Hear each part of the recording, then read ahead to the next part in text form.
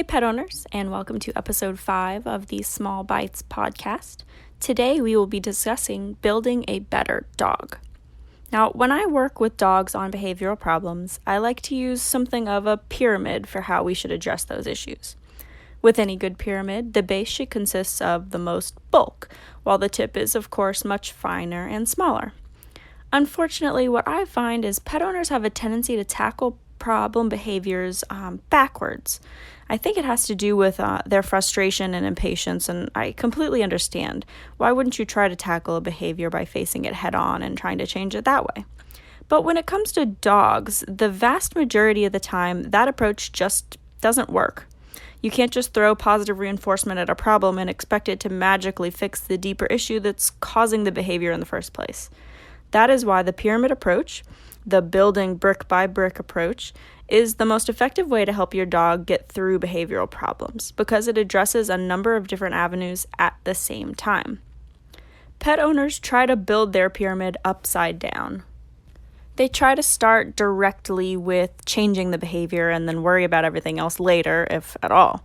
And then they get all Pikachu face when everything starts coming crashing down around them. The dog doesn't make progress, they're more frustrated than they were to start with, and now they have to start all over pretty much. You can't build a pyramid from the top down, and you can't build a better dog that way either. As much as people would love to think it's true, there is no quick fix for bad behaviors. There's no secret tricks or hidden tools of the trade that you can just whip out and boom, your dog is a perfect companion. Dogs take time and work to change and adjust their behavior. Period. End of story. You need to work with your dog for your dog's behavior to improve. Now, sadly for me, I have the task of telling pet parents that the thickest part of their training battle, the thing that makes up the bulk of the training process, is not the training itself, but the environment to change and adjust the problem.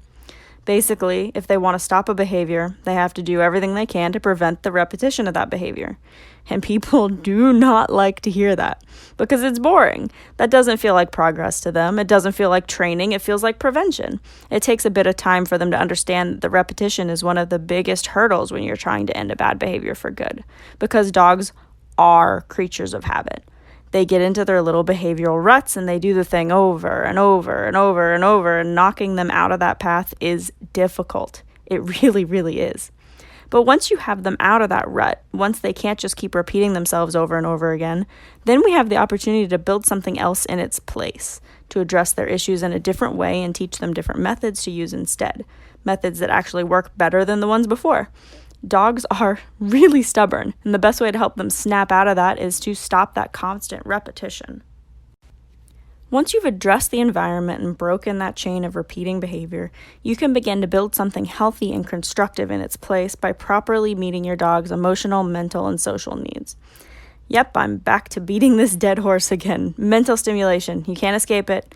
Your dog needs mental stimulation. And until you provide enough, you will continue to see some form of annoying or bad behaviors from your dog.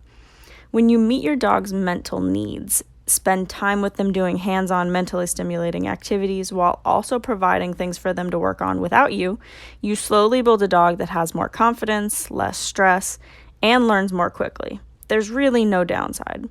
Which brings us to the actual conscious learning part, at least the first half of it. Many pet owners approach me with a problem behavior and they're upset because they think it's all their fault. They didn't train their puppy enough and now their dog has bad behaviors like barking or jumping or leash pulling, and they think it's all their fault. Now, to a small extent, it is kind of their fault. And that's what we'll address on this level of the pyramid. But pet owners also need to understand that there is so much more that goes into the development of a bad behavior than them just giving their dog the wrong signals. Now, their response to their dog does make up a chunk of why a dog does anything, good or bad. But those other pieces, their mental stimulation and prevention, are huge parts that just aren't common knowledge to most people. I mean, yes, you want to make sure you respond properly to the dog and teach them the right behaviors, but it really isn't such a small chunk of the battle.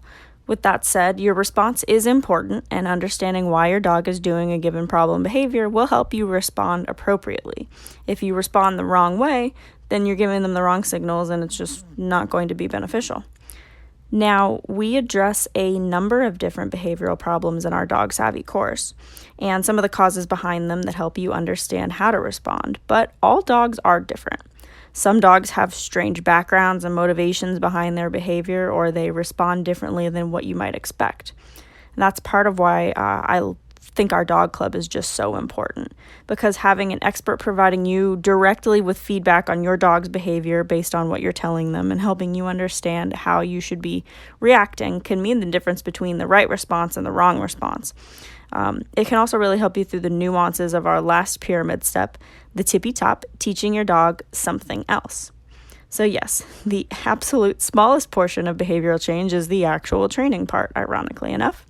Because when it comes down to it, you can train your dog all you want, but that doesn't mean the underlying cause of the behavior just goes away. Just like an illness, treating the symptoms without treating the cause means that the whole process is much slower and there's a chance that you lose that battle. So yes, we want to teach our dogs what we want them to do instead of a bad behavior. It is a really important step, but you can't have a pyramid without a point. But the key for this is combining all of these pieces for a full picture. You want to build and build and build to create a better and more well-rounded dog. The more you work with your dog, the more you build on their training and their behavior and their mental stimulation and their overall well-being, the better results you'll see.